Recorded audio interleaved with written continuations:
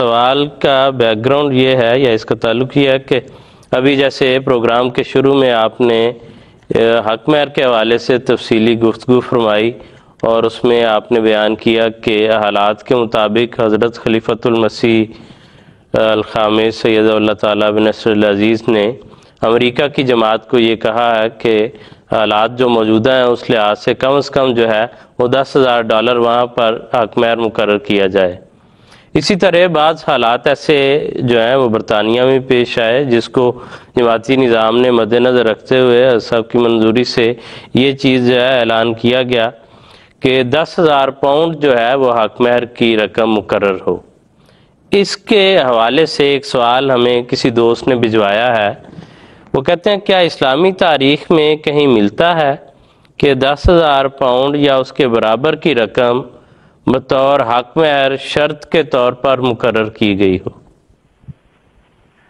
قرآن کریم ایک مقام پر فرماتا ہے کہ اگر خاوند اور بیوی میں باہم ناچاکی ہو جائے اور کسی صورت نبھا ممکن دکھائی نہ دے اور مجبوراً خاوند اپنی بیوی کو طلاق دے دے، اس سے مستقل طور پر جدائی اور علیحدگی کا فیصلہ کر دے، تو فرمایا وَآتَیتُمْ إِحْدَاهُنَّ قِنطَارًا، اگر خاوند نے اپنی بیوی کو ایک ڈھیر دولت کا دیا ہو تو فرمایا فَلَا تَأْخُذُوا مِنْهُ شَيْئًا، اس ڈھیر میں سے ایک ذرہ بھی بیوی سے واپس نہیں لینا۔ تو £10,000 اور کجا دولت کا ڈھیر، یہ دونوں باتوں پہ غور کیا جا سکتا ہے۔ احادیث میں ہم دیکھتے ہیں کہ بعض صحابہ کے کسی کا 400 درہم، کسی کا 500 درہم حق مہر تھا۔ ایک صحابی کے بارے میں آتا ہے کہ انہوں نے ایک بیوی کو حق مہر میں ایک باغ دے دیا، اور ایک بیوی کے بارے میں آتا ہے کہ اس کو 2 باغ دیے۔ اب برطانیہ جہاں پاؤنڈ کی کرنسی چلتی ہے، برطانیہ کے ملک میں دیکھیں کہ اگر ایک خاوند اپنی بیوی کو حق مہر میں ایک باغ دے یا 2 باغ دے دے حق مہر کے طور پر، تو £10,000 کی رقم اس برطانیہ کے ملک میں باغ یا 2 باغوں کے پاسنگ بھی نہیں قرار پاتی۔ تو اصل بات یہ ہے، جیسا کہ میں نے ابھی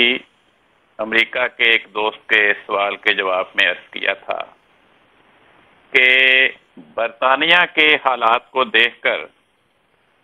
حضرت خلیفۃ المسیح خامس ایدہ اللہ تعالیٰ بن نصر العزیز نے برطانیہ میں رہنے والے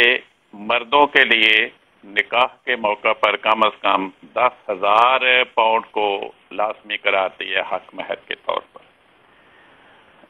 اگر کم از کم 6 ماہ کے برابر کسی انسان کی آمد کو حق مہر قرار دیا جائے تو یہ £1,500 ماہانہ کے قریب بنتا ہے۔ اب جو شخص برطانیہ کے ملک میں رہ کر کم از کم £1,500 بھی ماہانہ نہیں کماتا، وہ اپنی خانہ داری کے بوجھ کو کیسے اٹھائے گا؟ یا اگر وہ کماتا تو ہے لیکن ساتھ ہی ساتھ اس رقم کو لٹاتا چلا جا رہا ہے اور بچت کا رویہ اختیار نہیں کرتا، تو وہ بھی اپنا گھر چلا نہیں سکتا۔ جی ٹھیک ہے کان صاحب، بہت شکریہ، جزاکم اللہ خیر۔